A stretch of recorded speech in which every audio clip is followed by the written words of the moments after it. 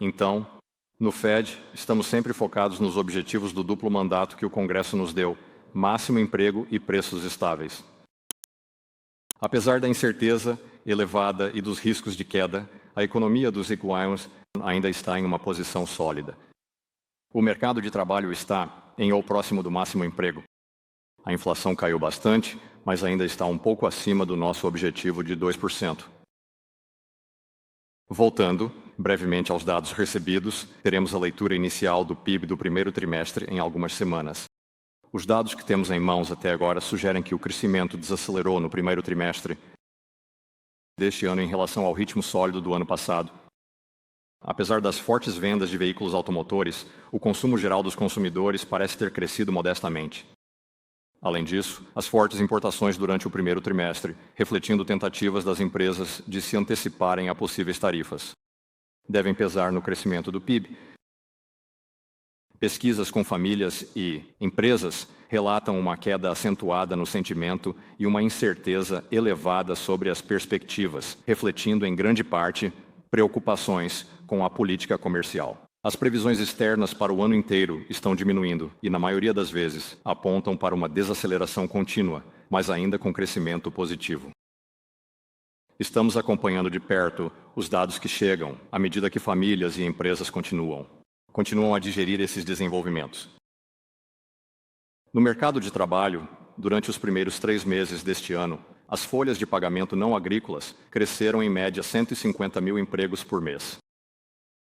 Embora o crescimento do emprego tenha desacelerado em relação ao ano passado, a combinação de baixas demissões e menor crescimento da força de trabalho manteve a taxa de desemprego em uma faixa baixa e estável. Enquanto isso, a proporção de vagas de emprego para candidatos desempregados permaneceu logo acima de 1, próximo ao seu nível pré-pandêmico. O crescimento salarial continuou a moderar, embora ainda supere a inflação. No geral, o mercado de trabalho parece estar na faixa dos baixos a médios 20%, estar em condição sólida e amplamente equilibrada. E não é uma fonte significativa de pressão inflacionária.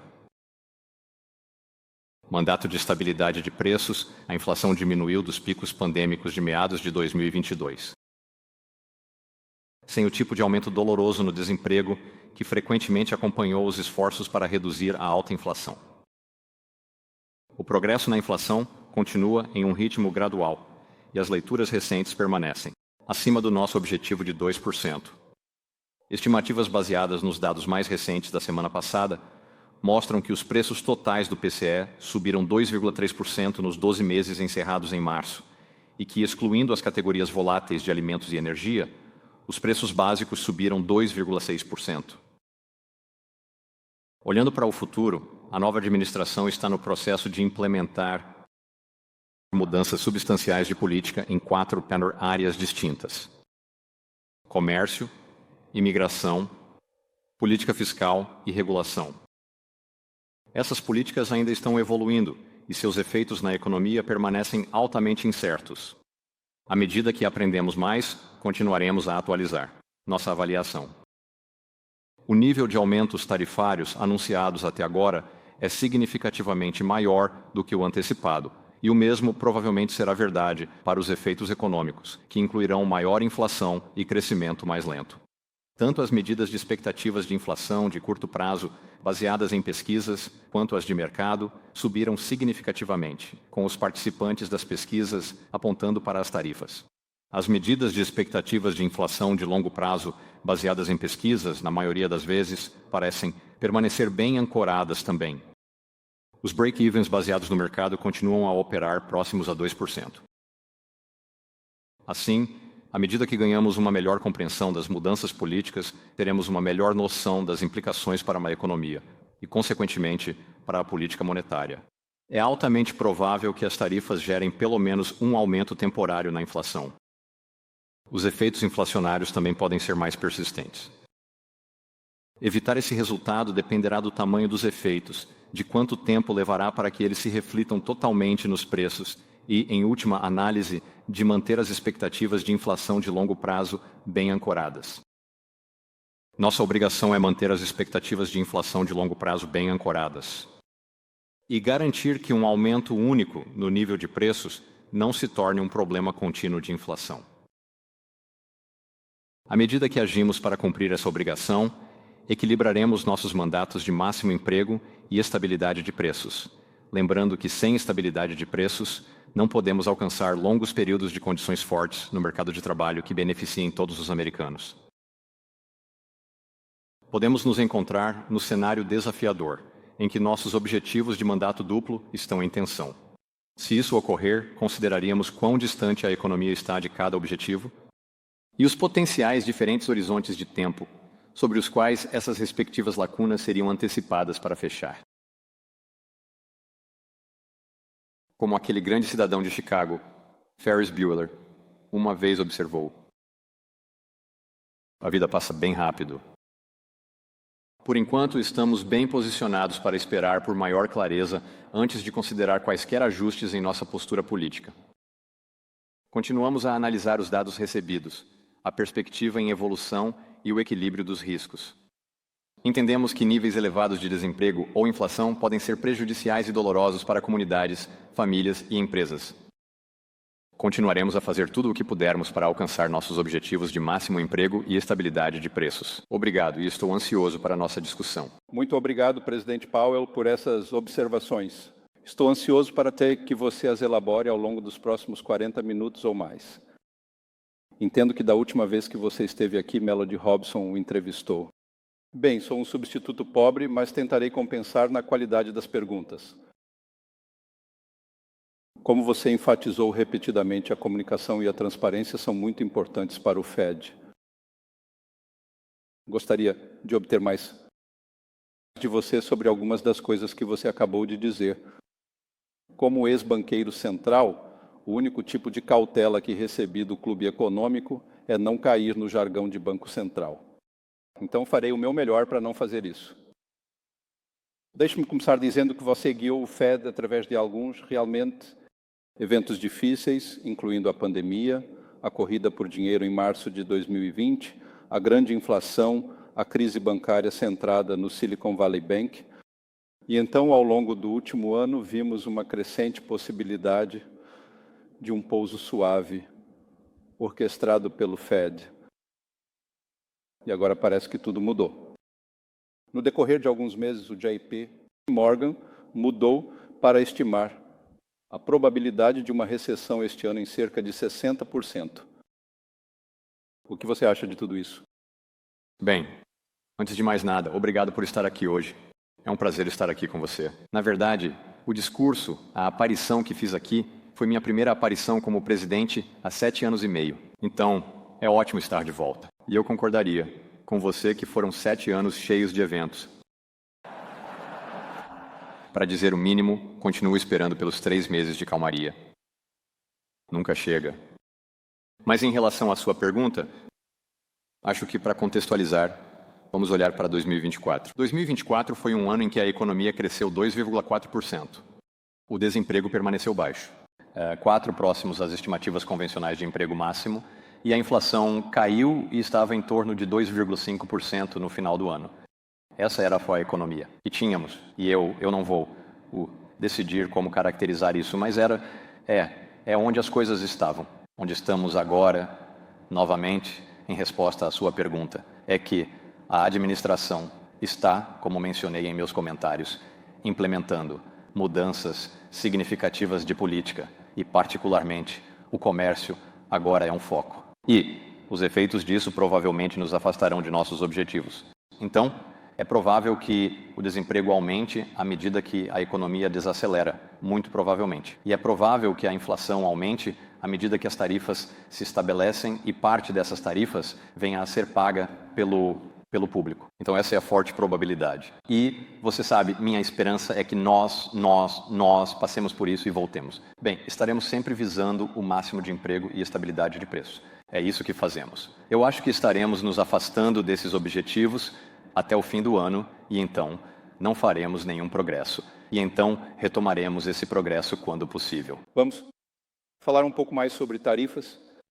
Quero dizer, você reconheceu que alguns dos efeitos das tarifas serão pontuais, transitórios, mas você também disse que talvez eles deem espaço para que várias empresas aumentem os preços. Você mencionou secadoras quando os preços das máquinas de lavar subiram por causa das tarifas. Os preços das secadoras também subiram em conjunto, mesmo que elas não tenham sido tarifadas. Qual é a sua percepção sobre os efeitos das tarifas na inflação? O que os tornaria mais persistentes? E o que você sabe faria com que tivessem efeitos no crescimento? Então, em um tipo de ponto de partida simples é que uma tarifa entra. Isso é repassado nos preços e aumenta a inflação. Mas é apenas uma coisa única. Então o nível de preço sobe. E é isso. Mas depende de várias coisas ainda desconhecidas e eu apontaria 3 delas. Uma é o tamanho dos efeitos e, como mencionei, as tarifas são maiores do que os previsores esperavam, maiores do que esperávamos, mesmo no nosso caso otimista. Analisamos uma gama de casos, então essa é uma. Quanto tempo para tarifas afetarem a inflação? Na medida em que isso demora mais e mais, isso aumenta os riscos de que o público comece a experimentar uma inflação mais alta. Eles começarão a esperar e as empresas também esperarão. Então isso arrisca uma inflação mais alta. Manter as expectativas de inflação ancoradas. Se tivermos essas 3 coisas sob controle, isso é o que será necessário, e não algo que se transforme em um processo inflacionário contínuo. Isso é uma grande parte do nosso trabalho. E quanto aos efeitos das tarifas sobre as quantidades? Você sabe, com o nível de tarifas que, por exemplo, foram atualmente aplicadas à China, há um medo de que a cadeia de suprimentos possa ser interrompida, que as empresas possam não conseguir importar seus produtos relevantes da China, dado o nível de preços. Se isso se transformar em um choque de oferta, a resposta do Fed seria diferente do que se fosse, principalmente, algo que afetasse apenas os preços. Então, eu realmente jantei no Fed de Chicago na noite passada e com vários diretores de várias partes do Fed de Chicago. E muitos deles são CEOs de empresas significativas e eles, essa incerteza que estão sentindo e o problema com componentes importados para seus produtos é apenas um grande problema. Mas você pode, se você olhar para trás, para a pandemia, se você se lembra, houve uma escassez de aumento de semicondutores e isso levou a uma escassez de carros em um momento de demanda extremamente alta por carros. E foi uma escassez prolongada, né? A produção não acompanhava e isso levou a um período prolongado de inflação. Então, quando você pensa em interrupções na cadeia, esse é o tipo de coisa que pode levar tempo para ser resolvido e pode levar a um choque inflacionário prolongado, talvez mais persistente, e nos preocuparíamos com isso. Neste caso, você pode olhar para as montadoras que suas cadeias de suprimentos são prováveis, parecem estar no caminho de serem significativamente interrompidas e você se preocuparia que esse processo levará alguns anos e que o processo inflacionário possa ser prolongado. Então, tudo isso é incerto. Nós estamos pensando agora antes que as tarifas tenham seus efeitos e como elas podem afetar a economia. E é por isso que estamos esperando para ver as políticas e então podemos fazer uma avaliação melhor dos efeitos econômicos. Vamos passar para a imigração. Você falou sobre os mercados de trabalho estarem em um equilíbrio razoável. Agora, claro, o que vimos nos últimos meses da administração anterior, continuando nesta administração, é que a imigração caiu consideravelmente. Qual é a sua percepção sobre como isso afetará o mercado de trabalho? Então, parte do motivo pelo qual o crescimento foi tão forte nos últimos anos foi devido aos níveis muito altos de imigração. E essas pessoas foram trabalhar, a economia as contratou, havia muita demanda. Ainda estamos lidando com a escassez de mão de obra. O que aconteceu desde que a política anterior mudou, a imigração caiu muito drasticamente. E, portanto, o crescimento dos trabalhadores parou. É realmente estagnado. mas ao mesmo tempo a demanda também caiu.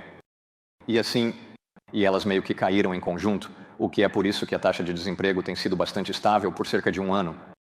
Então, de certa forma, a demanda, e coincidentemente, talvez até certo ponto, a demanda e a oferta de trabalhadores caíram.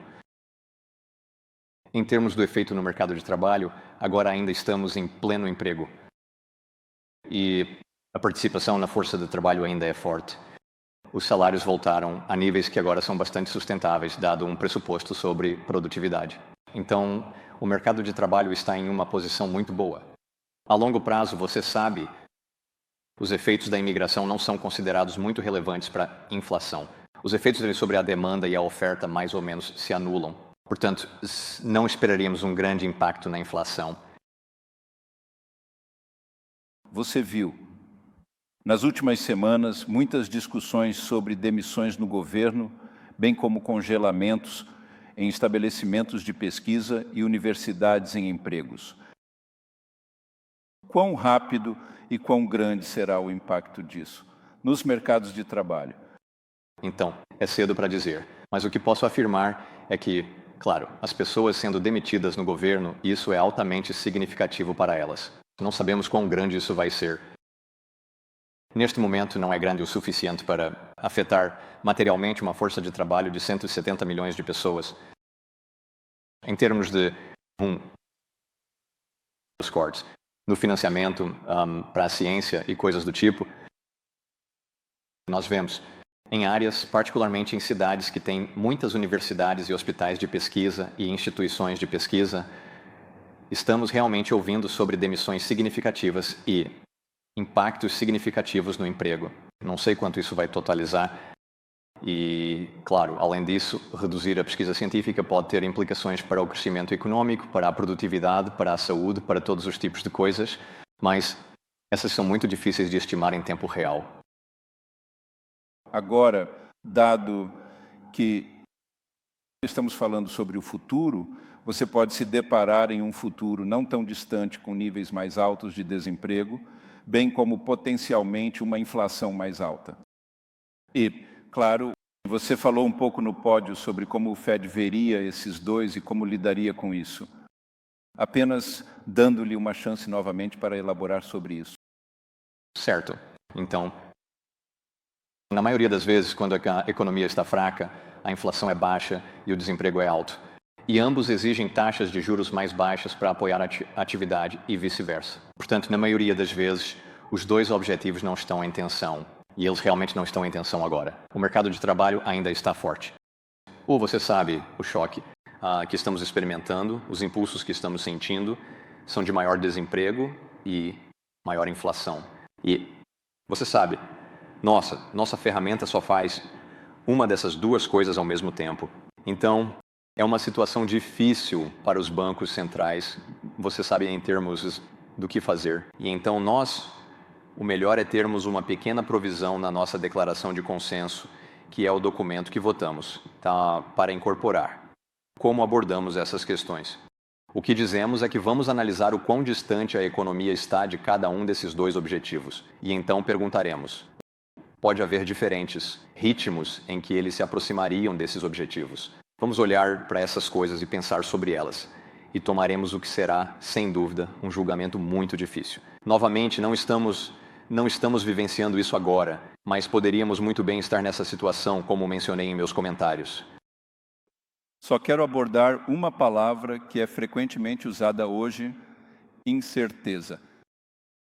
Como um respondente de uma pesquisa do Fed de Dallas disse: nunca senti tanta incerteza sobre o meu negócio em toda a minha carreira de mais de 40 anos. A preocupação hoje não é apenas com a incerteza imediata da política, mas com uma mudança completa na filosofia econômica do ZY. Não apenas incerteza política, por assim dizer, mas incerteza estrutural. Você sabe, um dos efeitos, como você apontou, de níveis mais altos de incerteza é que as empresas adiam investimentos. Por exemplo, mesmo depois que as tarifas se estabilizem, as empresas que contemplam trazer de volta as instalações de produção hesitarão, sem saber se as tarifas serão revertidas no futuro, talvez pela próxima administração. Como você leva em consideração essa incerteza de longo prazo em suas políticas? É. Então deixe-me apenas concordar que estamos, o que volta muito fortemente, e você, todos entenderão isso. Estas são mudanças muito fundamentais em políticas, você sabe, mantidas por muito tempo, em alguns casos nos Estados Unidos, e não há nenhuma experiência real. Quero dizer, as tarifas Smoot-Hawley, na verdade, não eram tão grandes. E isso foi há 95 anos, então não há uma experiência moderna sobre como pensar nisso. E empresas e famílias estão dizendo em pesquisas que estão experimentando uma incerteza incrivelmente alta. Há muita pesquisa, algumas delas do Fed, mostrando que isso leva a empresas e famílias recuando de decisões, o que, claro, faz sentido comum.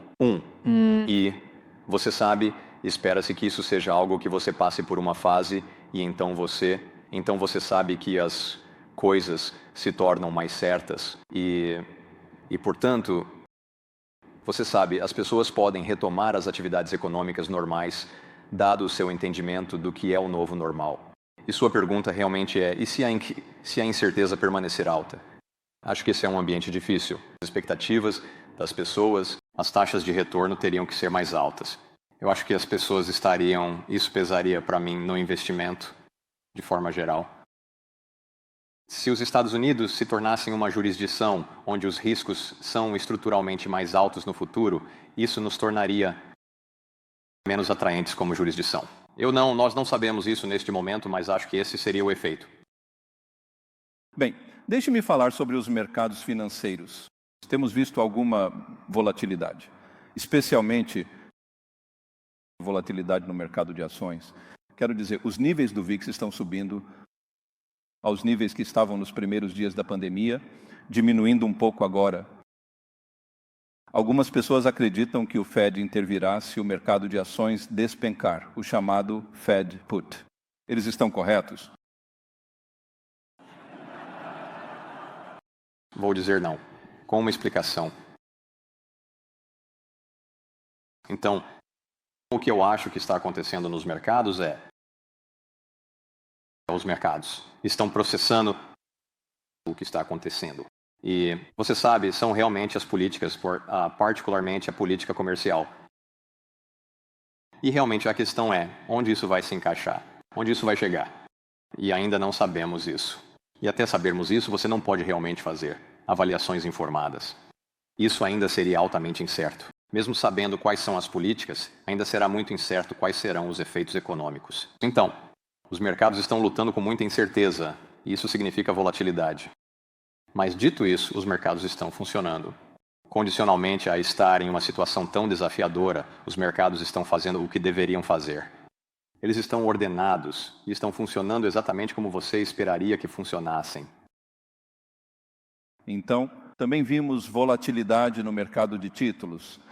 E em um momento em que geralmente há uma fuga para a segurança tradicional, vimos os rendimentos dos títulos alemães e dos títulos do governo japonês caírem, mas vimos os rendimentos dos títulos do Tesouro, dos Schweizerus, subirem. Os títulos do Tesouro sobem. A que você atribui isso? Então, eu diria a mesma coisa. Acho que é muito difícil saber em tempo real. Eu tive muita experiência com movimentos significativos, por exemplo, no mercado de títulos, onde há uma narrativa na qual as pessoas se apoiam. E então, 2 meses depois, você olha para trás e percebe que estava completamente errado. Então, eu acho que é muito prematuro dizer exatamente o que está acontecendo. Claramente, há alguma desalavancagem acontecendo entre fundos de hedge, em negociações alavancadas e coisas do tipo. É também, novamente, os mercados processando desenvolvimentos historicamente únicos e com grande incerteza, e acho que você provavelmente verá volatilidade contínua. Mas eu não tentaria ser definitivo sobre exatamente o que está causando isso.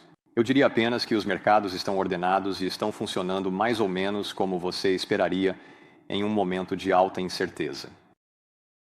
Então, o Fed, em sua última reunião, desacelerou o ritmo de encolhimento do seu balanço patrimonial.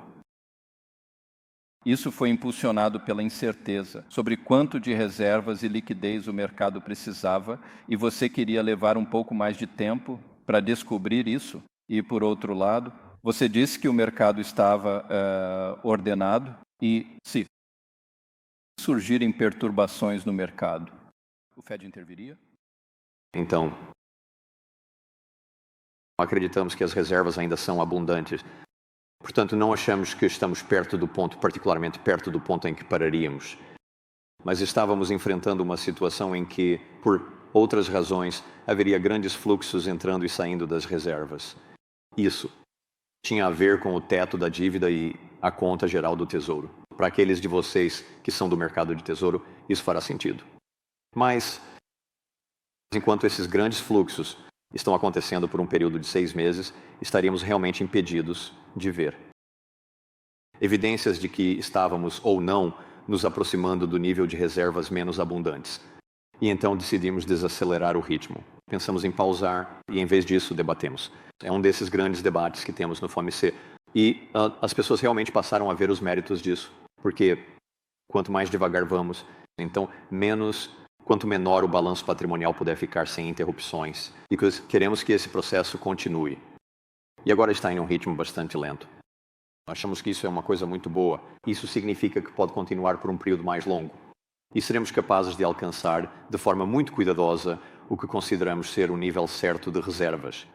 Ainda assim, muitas reservas. E quanto ao sistema internacional baseado no dólar?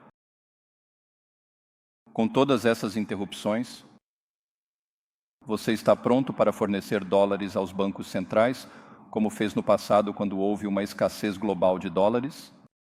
Claro, absolutamente. Estamos prontos. Há jurisdições onde há grandes mercados de financiamento em dólares no exterior. E, de fato, esses são mercados no exterior, onde, por exemplo, uma instituição europeia ou asiática está comprando um título lastreado em ativos que é garantido por empréstimos a consumidores americanos. E nós apoiamos isso. Queremos garantir que os dólares estejam disponíveis. Eles precisam de financiamento em dólares para manter esses ativos em dólares. Então, a forma como funciona é que, quando necessário, emprestamos ao Banco Central em dólares e eles nos pagam de volta em dólares. Eles então pagam em sua moeda. Eles emprestam em dólares. E assim não assumimos risco de crédito ou algo do tipo. E isso apoia os mercados de financiamento em dólares. Os mercados de financiamento em dólares são muito sensíveis durante tempos de crise, e isso é muito útil. Fazemos isso porque é bom para os consumidores. Então, continuaremos a fazer isso apenas como parte do dólar, sendo uma moeda de reserva, a moeda de reserva mais importante. E nós faremos isso. Você mencionou entre as questões em que estava focado a situação fiscal. Então, dívida federal dos IUA está em um caminho insustentável. Não está em um nível insustentável. E ninguém realmente sabe até onde podemos ir. Outros países ao longo do tempo foram muito mais longe. Mas agora, você sabe, estamos operando com déficits muito grandes em pleno emprego. E esta é uma situação que precisamos muito resolver. Mais cedo ou mais tarde teremos que fazer isso. E mais cedo é melhor do que mais tarde. Em termos de se eu posso economizar do meu tempo trabalhando nessas questões, não é um problema do Fed, mas se você olhar para um gráfico de pizza dos gastos federais, as maiores partes e as partes que estão crescendo são Medicare, Medicaid, Seguridade Social e agora os pagamentos de juros. E é realmente aí que o trabalho tem que ser feito. E essas são questões que só podem ser abordadas de forma bipartidária. Nenhum partido pode descobrir o que fazer sem que ambos os partidos estejam à mesa. Então, isso é crítico. Todo esse gasto discricionário doméstico, que é essencialmente onde 100% da conversa está, é pequeno como uma porcentagem dos gastos federais. Está diminuindo. Já está diminuindo, como uma porcentagem dos gastos federais. Então, quando as pessoas estão focando em cortar gastos domésticos, elas não estão realmente trabalhando no problema. Os gastos discricionários domésticos já estão diminuindo. Gosto de ressaltar isso porque grande parte do diálogo que os políticos oferecem é sobre gastos discricionários domésticos, que não é o problema. Bem, vamos falar sobre estabilidade e regulação. Voltando-se para o ZLUA. Setor financeiro. Como você avaliaria a resiliência de nossas instituições financeiras neste momento e sua capacidade de enfrentar tempos potencialmente incertos? Então, eu acho que nosso sistema bancário está bem capitalizado com liquidez e é bastante resiliente agora aos tipos de choques que pode enfrentar. Eu realmente acredito nisso.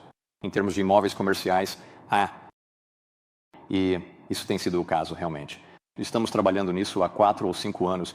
Existem alguns bancos, principalmente bancos de médio e pequeno porte, que têm concentrações elevadas de imóveis comerciais, alguns deles problemáticos. E temos trabalhado para garantir que esses bancos tenham um plano, tenham capital e possam absorver as perdas que estão enfrentando.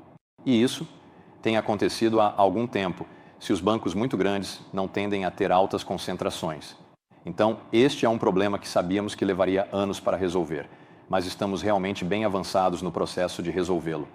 Em termos do setor financeiro não bancário, ele cresceu enormemente. A oferta de crédito por não bancos cresceu muito rapidamente. A maior parte tem sido financiada, no entanto, com uma estrutura semelhante à de private equity, onde são parceiros limitados que se comprometem por 10 anos com um parceiro geral para investir esse dinheiro. Eles não são depositantes que podem sacar, seu dinheiro está comprometido. E então esse modelo de financiamento é meio à prova de corridas. No entanto, isso não é uma lei da natureza. Então, quando você começa a ver financiamento de curto prazo se infiltrando, no entanto, ao seu ponto, Raghu, essa parte de crédito privado, que está crescendo muito rapidamente e agora é bastante grande na economia, não passou realmente por um evento de crédito significativo ou importante. Ela realmente cresceu desde a pandemia e só por essa razão e por quão rápido está crescendo, estamos de olho nela. No entanto, não tem o mesmo tipo de regulação prudencial que o sistema bancário possui. Então, estamos observando isso cuidadosamente. E você sabe, como mencionei, é uma fonte de financiamento mais estável na medida em que seus investidores institucionais se comprometeram por um longo período. Mas estamos observando atentamente. Certo. Vestindo meu chapéu de pesquisa bancária. Na verdade, os bancos também estão envolvidos em uma dessas instituições de maneira significativa. Sabemos que a administração quer relaxar as regulamentações em muitas áreas, uma das quais pode muito bem ser o setor bancário. O que você pode nos dizer sobre o desfecho do Basel III que está neste ponto, principalmente focado em capital adicional para os grandes bancos? A visão do Fed, na minha opinião, é que devemos prosseguir para completar o acordo de Basel III e teríamos que fazer isso e estaríamos ansiosos para fazê-lo em conjunto com o FDIC e o OCC. Mas nossa visão e acho que a visão dos bancos também, que devemos completar isso. Você precisa de padrões mínimos internacionais. Isso é meio que um bem comum. E você sabe, não estamos realmente vinculados a eles. Nada. Os Estados Unidos têm bastante influência sobre o que esses acordos contêm. Então, nossa visão é fortemente que devemos completar isso. E poderíamos fazer isso, eu acho, relativamente rápido. Não estamos tão longe assim do que seria um bom resultado, eu acho.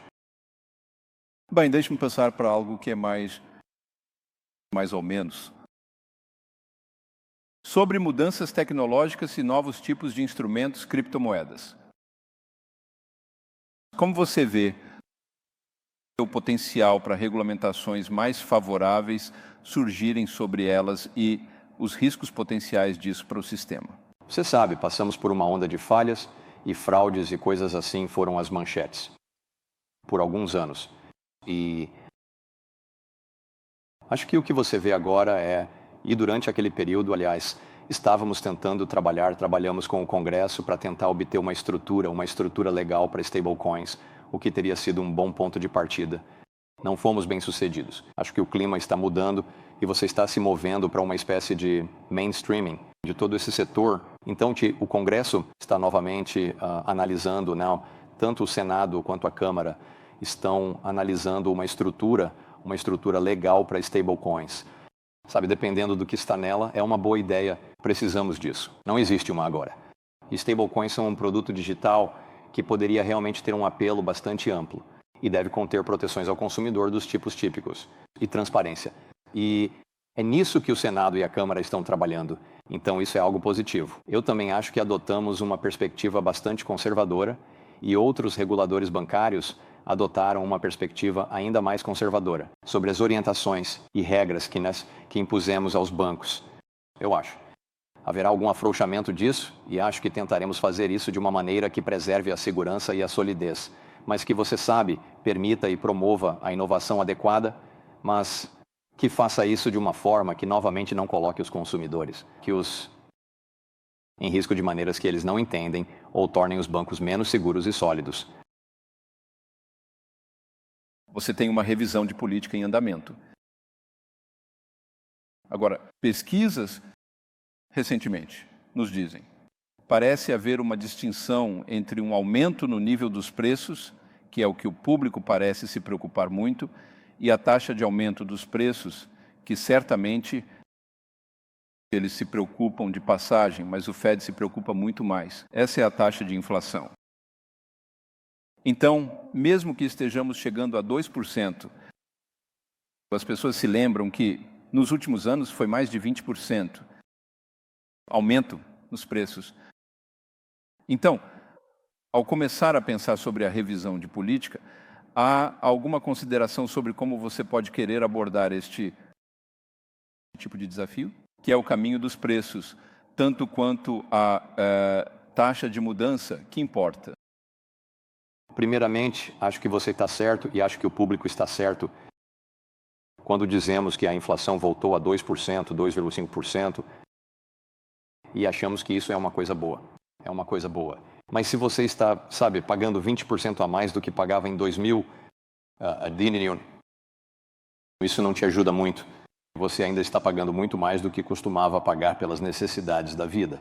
Então, é apenas outra maneira de dizer que as pessoas odeiam a inflação e é fácil entender por quê. Tudo o que realmente podemos controlar é um mundo no mundo em que vivíamos, os preços não caem no agregado, exceto em tempos extremos que não queremos provocar. Então, eu não acho que não poderíamos ter um quadro onde vamos reduzir os preços em 10% ou algo assim. Isso não é algo que estaremos considerando, Estamos essencialmente buscando a melhor maneira de promover uma inflação de 2% ao longo do tempo. E as coisas que fizemos no passado, as mudanças que fizemos em 2020 foram realmente inovações sobre o que fazer quando você está preso perto de zero. Agora estamos bem acima de zero. E, pode ser que ainda precisemos ter em nosso quadro uma maneira de lidar com isso. Mas talvez o caso principal não seja aquele em que você está lidando com o limite inferior. E esse seria um quadro que se parece muito mais com o que tínhamos antes de 2020. Agora, uma das ferramentas que você trouxe para lidar com o limite inferior zero foi o afrouxamento quantitativo. Mas você também usou o afrouxamento quantitativo para corrigir disrupções nos mercados financeiros. Você vai ser mais específico sobre qual é o seu objetivo com o afrouxamento quantitativo, à medida que avança nesta revisão? Então, no início, normalmente estamos usando isso para a função do mercado financeiro. Esse foi o caso com a crise financeira global e com a pandemia. E nós, tentamos nos explicar durante a pandemia. E nossas explicações mudaram, mas acho que é justo dizer que poderíamos ter feito um trabalho melhor em ser claros sobre o porquê estávamos fazendo. E isso é algo de que estamos cientes e analisando. Quero dizer, nenhuma discussão está completa sem falar sobre IA. Com a IA chegando rápida e furiosamente, ela pode afetar a produtividade. Ela pode afetar o emprego. Há algumas pessoas que dizem que veremos pela primeira vez o desemprego tecnológico de forma séria com a IA. Quais são os seus pensamentos sobre isso? E como isso impactará o Fed no futuro? Então, como todos que foram expostos ao que ela é capaz de fazer, eu comecei a pensar nisso como uma versão melhor do Google, mas não é. É como uma versão melhor de uma pessoa, Quero dizer, ela pode fazer coisas incríveis. Então, a questão é, ao longo dos 250 anos de inovação tecnológica, a tecnologia evolui. E as pessoas se preocupam que isso vai substituir o trabalho humano e que as pessoas ficarão desempregadas. E isso não tem sido o caso. Pode ser no curto prazo, mas no futuro tornará as pessoas mais produtivas. O que foi feito é aumentar a produtividade humana e, portanto, os padrões de vida. Então, será este o caso em que elimina mais empregos do que cria e nós simplesmente não sabemos? Quero dizer, você volta em 20 anos, será que será o caso de que apenas as pessoas são muito mais produtivas em seu trabalho por causa da IA? Ou será que a IA apenas substituiu muitas pessoas? E eu acho que é muito difícil dizer, mas realmente é notável e o que é capaz de fazer. E você sabe, nós apenas tivemos uma demonstração por um professor de Warden recentemente, e você fala com ele como se fosse uma pessoa, e ele meio que responde como uma pessoa. E as coisas que ele pode fazer são realmente incríveis. Então, a propósito, isso é só o começo. Você sabe, eles estão falando que até nos próximos anos haverá avanços ainda mais dramáticos. Então, eu acho que é uma das 2 ou 3 coisas mais propensas a trazer mudanças dramáticas para a economia em todo o mundo nos próximos 20 anos. E eu diria, é muito difícil dizer como isso vai se desenrolar. Deixe-me falar sobre o seu trabalho. Um homem importante disse uma vez sobre o seu trabalho que é o melhor trabalho no governo. Você aparece no escritório uma vez por mês e diz, vamos ver, joga uma moeda. E então todo mundo fala de você como se fosse um deus. Embora o que você normalmente faz todos os dias no escritório é gratificante e, ouso dizer, agradável. E você realmente se sente como um deus? Hahaha. Então, eu concordaria. Acho que é o melhor trabalho no governo. Eu concordaria. E eu realmente gosto, sim. Eu amo o trabalho. É uma grande honra servir. É bastante humilhante porque, você sabe, todo mundo comete erros. É só que a economia não é muito previsível. Então, tudo isso é verdade. E você sabe, eu faço o que todos esperam que eu faça. Nós lemos um pouco mais, no entanto, como parte do nosso diário. Meus colegas e eu fazemos parte do nosso regime diário, mais do que um executivo típico faria. Em termos de ser um deus, eu diria que somos. Somos abençoados com um grande número de críticos bem remunerados que tenderiam a minar isso. Então não nos sentimos como um deus. Então deixe-me ir para algo mais mundano. Nesse escritório, quais são os indicadores-chave que você procura? Quais são as fontes de dados que você consulta ao tentar tomar uma decisão? Então, eu diria, comece com o trabalho. Há mais dados do mercado de trabalho. E dados do mercado de trabalho mais confiáveis do que provavelmente em qualquer outro lugar. E é apenas uma grande quantidade de dados. E você sabe, são novos empregos, é folha de pagamento, é salário. Salários, sua participação. Você pode dividir tudo isso em diferentes categorias. São milhões de coisas diferentes. Então, há muitos dados do mercado de trabalho.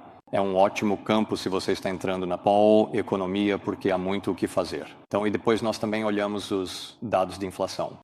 Você sabe, acompanho os desenvolvimentos globais com bastante cuidado e falo com meus colegas globais regularmente, apenas para me manter ciente do que está acontecendo.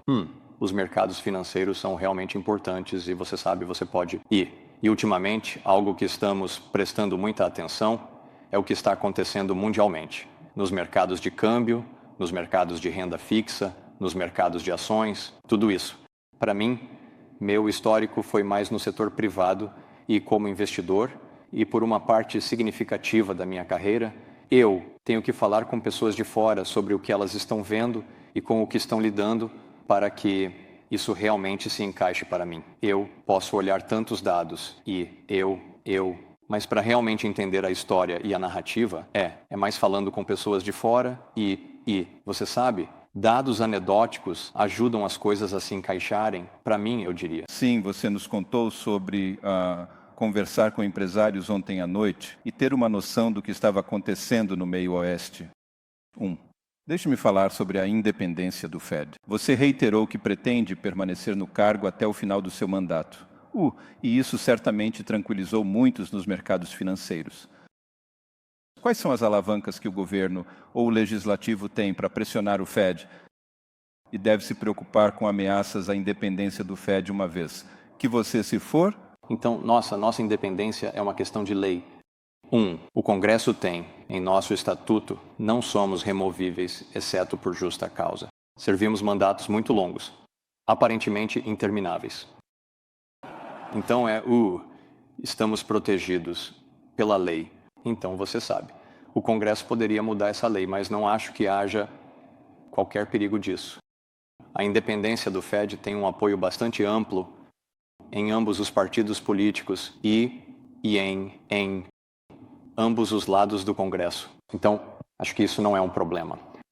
Há um caso da Suprema Corte que as pessoas provavelmente leram no jornal de hoje, no qual a Suprema Corte pode decidir se as agências independentes em geral, se suas leis autorizadoras podem conter uma disposição que impeça o presidente de demitir membros de uma comissão, apenas, exceto por justa causa. E esse é um caso sobre o qual as pessoas estão falando muito. Eu não acho que essa decisão se aplicará ao Fed, mas eu não sei. É uma situação que estamos monitorando cuidadosamente, de modo geral. A independência do Fed é muito amplamente compreendida e apoiada em Washington, no Congresso, onde realmente importa. E, você sabe, o ponto é que podemos tomar nossas decisões e só tomaremos nossas decisões com base em nosso melhor pensamento, baseados em nossa melhor análise dos dados sobre qual é a melhor maneira de servir para alcançar nossos objetivos de duplo mandato. Possamos servir melhor o povo americano, o que sempre faremos. Nunca seremos influenciados por qualquer pressão política. As pessoas podem dizer o que quiserem, tudo bem. Isso não é um problema. Mas faremos o que fazemos. Estritamente sem considerar fatores políticos ou quaisquer outros fatores externos.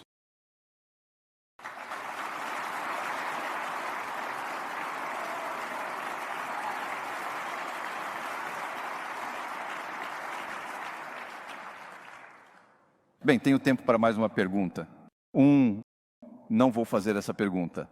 A pergunta que quero fazer é mais pessoal. O que você gosta de fazer mais em casa após um dia exaustivo de jogar moedas no escritório? Sabe, eu toco uma das minhas guitarras. Eu faço chamadas no Zoom com meus filhos e meus netos. E eu vou muito à academia também, só para me manter em forma, embora... Precisamos de você saudável. Muito obrigado. Presidente Powell, obrigado. E, por favor, junte-se a mim.